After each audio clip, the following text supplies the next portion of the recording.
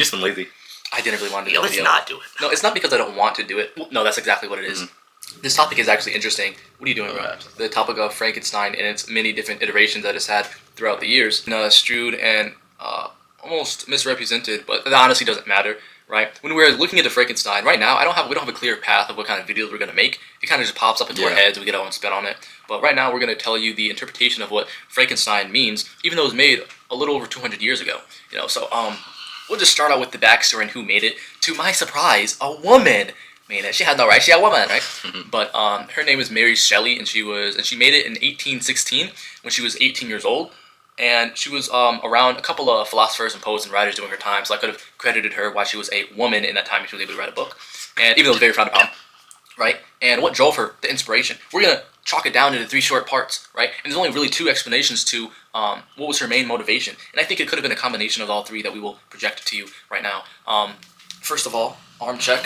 You guys have to know how jacked we are, so our opinion is automatically valid, right? And the inspiration was, in 1816, she went to Switzerland with her future husband Percy and a famous poet, Lord Byron. And at the time, there was not many, but I think there was one really big volcanic eruption that led to it being called that year, this year without summer, right? So very cold.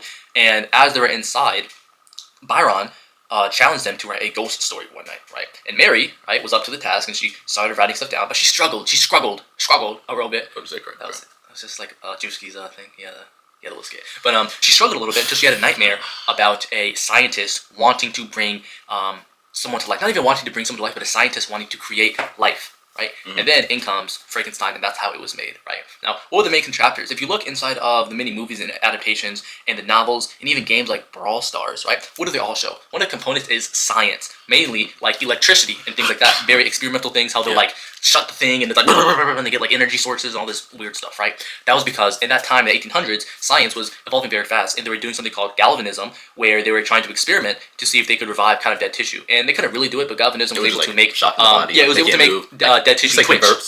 Just twitch and stuff like that, right? So it looked like it could do that, and that also drew to the scientific aspect of Frankenstein.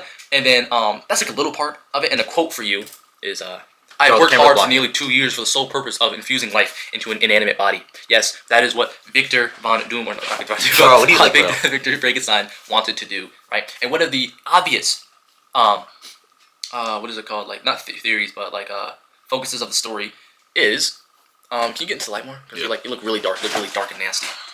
Okay, you can get in closer, actually.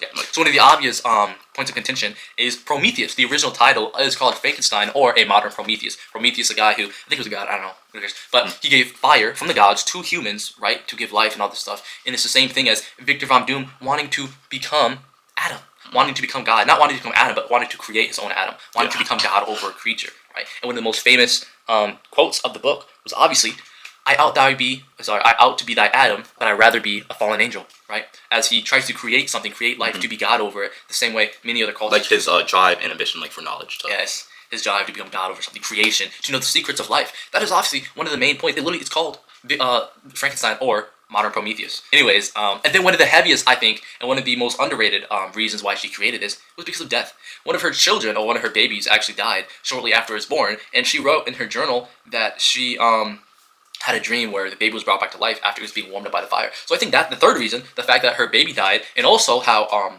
maybe even I think her future husband's wife, right? I think she had like a lot of death in her family too.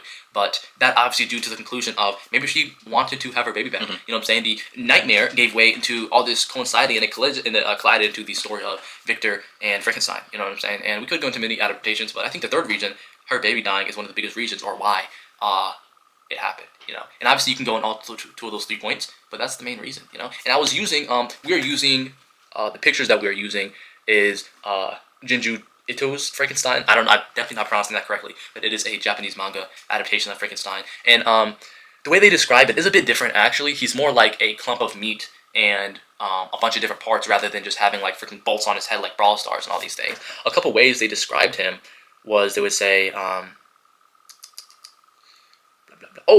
the last quote for the dream, actually, which is almost my favorite quote besides the Adam one. It says, "Now that I had finished, the beauty of the dream vanished, and breathless horror and disgust filled my heart." Now, why did they say that? Maybe he grazed upon his creation and saw.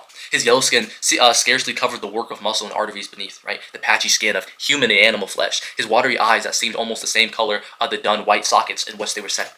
And there's many different adaptations, but this was kind of just a filibuster video at the end of the day, I'm not going to lie. We took literally studying. I hope you know we don't study at all. We kind of just like read some videos, look at some videos. You know what I'm saying? It's don't be done. Yeah, literally. Like really, we didn't like explain like what Frankenstein represents or anything. We just did. Like that was barely anything. We just did. We're not listening? Yeah, I was. Like. So class, what did you learn? What do you think Frankenstein represents? Well, I was gonna say, basically, I was gonna go from off the original, book. Can you go? Can you? So I was gonna go off the original book of how basically his Dr. Frankenstein's ambition and drive for knowledge, you know, him basically creating Frankenstein, chose him to abandon him.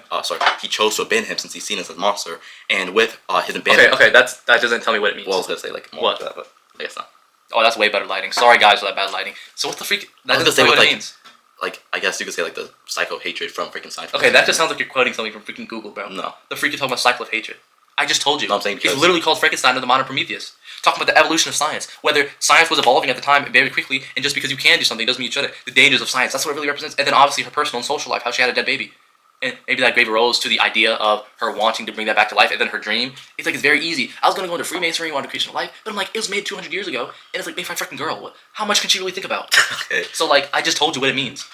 Prometheus, man wanted to become God, creation, science. That's what it means. I don't know what the freak you're talking about. Okay, bro.